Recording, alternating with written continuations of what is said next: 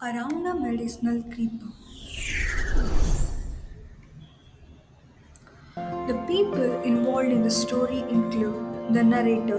Here, the narrator is a central figure who recounts the story, investigates the creeper's properties, and shares his experiences and observations. Mara, a local knowledgeable about the forest and its plants, who shares stories and beliefs about the medicinal creeper. He serves as the primary source of information and incidents regarding the plant. Sana. He is mentioned at the beginning as someone who plucked the creeper, prompting Mara's initial reaction. Then comes Masti, Byara, and Aparna.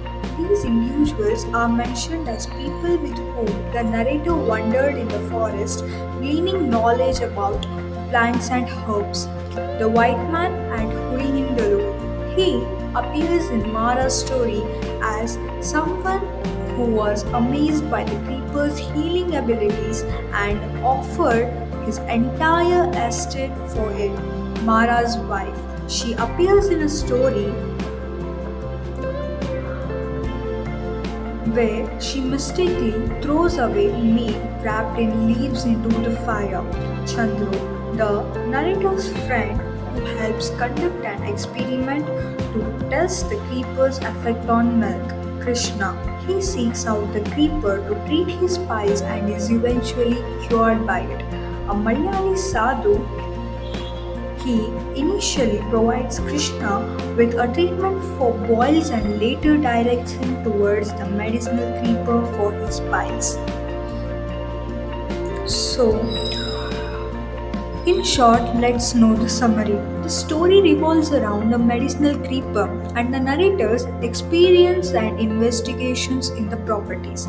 It begins with Mara, a local possesses extensive knowledge of the forest and its plants, sharing bizarre stories about the creeper, including a curse that makes it difficult to find when needed and the necessity of trying it to a tree once found. The narrator is initially skeptical of Mara's tales but intrigued by the creeper's supposed medicinal value. The narrator recounts incidents such as Mara's story of a white man who offered his entire estate for the plant that healed Mara's cut and another about losing his teeth after brushing with a twig from a particular plant. Later, the narrator and his friends conduct an experiment that surprisingly reveals the creeper's ability to harden milk. Finally, Krishna, a former Fahman, seeks the creeper to treat his piles and is cured by its root, further waking the narrator's interest, who also experiences relief from a heel swelling after consuming a piece of fruit. The story highlights the clash between traditional knowledge and modern skepticism and a piece potential loss of valuable medicinal knowledge as forests disappear and knowledgeable individuals pass away. Coming to the question and answers, the first question goes like this. What did Mara do when they found the creeper? When they found the creeper, Mara caught hold of one of the tendrils and tied it to the nearby tree. He explained that the creeper is cursed and when someone needs it, they won't be able to find it unless it's tied down. The next is mention the curse about the medicinal plant. The curse about the medicinal plant is that when someone needs this plant, they shall not find it. Therefore, when you find it, you must immediately tie it to a nearby plant so that it will be lying there when you need it.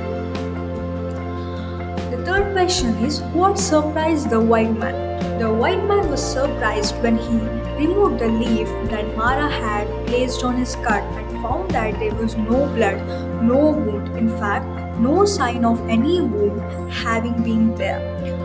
Why did Mara lost his teeth on the right side? He had laid a trap in forest to catch rabbits and went before daybreak to check it. Since the trap was empty, he decided to brush his teeth in a nearby stream. He broke a stick from a nearby plant and after brushing a few times, he felt a sour taste. He rinsed his mouth and all the day that had been touched by the stick tumbled out. Since he hadn't brushed all his teeth, he has saved from losing them all. So, fifth question goes like this: how did the mongoose and Kakal cure themselves of snake bite? According to Mara's story, the mongoose and Kakal grow peasant know about the medicinal plant, and when they are bitten by poisonous snakes, they immediately chew this leaf and thus cure themselves. What did Mara's wife find on opening the packet of meat? Mara's wife found a live wild buck instead of the meat when she opened the packet. The buck jumped up and ran out of the house as soon as it saw Mara. So, seventh question: what happened when the milk was mixed with juice of the creeper's leaves? When the milk was mixed with the juice of creeper's leaves, nothing happened for a couple of minutes, just as the narrator decided that they had indeed wasted a liter of milk. He touched it again and it had become firm and rubbery. When they inverted the vessel, the whole thing fell out like a molded cast. When would the medicinal lose their potency according to the belief of native doctors? According to the belief of native doctors, the medicines would lose their potency if they told others about their medicines. So, coming to the long answer questions, the first question goes like this: how long did it take the narrator to learn the facts about the medicinal creeper? What does it signify? Yeah. It took the narrator almost 20 years to learn some facts about the medicinal creeper. This time frame signifies that acquiring reliable knowledge about the creeper was a difficult and time consuming process. The many stories surrounding the creeper, some true, some imaginary, and some totally false, made it hard to distinguish fact from fiction. This suggests the narrator's persistence in seeking the truth despite the skepticism of his doctor friends and the challenges of verifying traditional knowledge. The time investment also underscores the exclusive nature of traditional knowledge, often passed down through generations and requiring careful observation. Furthermore, the lengthy process highlights the importance of preserving this knowledge before it is lost with the disappearance of forests and passing of knowledgeable individuals. The narrator's dedication reflects a deep respect for traditional medicine and a commitment to understanding its potential beliefs even in the face of modern skepticism. It emphasizes the need for careful investigation and validation of traditional remedies to unlock their potential for wider use. The next question is: what does the incident of Mara's wife throwing the leaves into the fire tell us about Indians in general? The incident of Mara's wife throwing the leaves into the fire suggests a general lack of awareness or understanding of the value of certain natural resources among some Indians. Her action of unknowingly destroying potentially valuable medicinal leaves highlights a possible disconnect from traditional knowledge system. It reflects a broader issue of ignorance or disregard for the importance of preserving and utilizing natural resources wisely. This lack of awareness can lead to the loss of valuable remedies and a decline in traditional practices. It also underscores the importance of educational and awareness programs to promote the sustainable use of natural resources and preserve traditional knowledge for further generations. The incident serves as a reminder of the need to appreciate and protect the potential benefits that nature offers.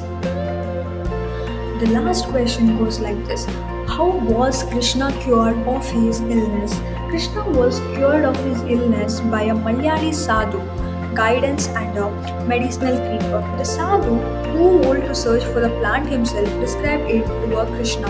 Krishna then found the creeper, which Mara and Appanna had previously identified. He dug out the tumble's root, mixed it with milk, and drank the connection for 5 days. Within a day, his piles improved and he was completely cured after the full treatment.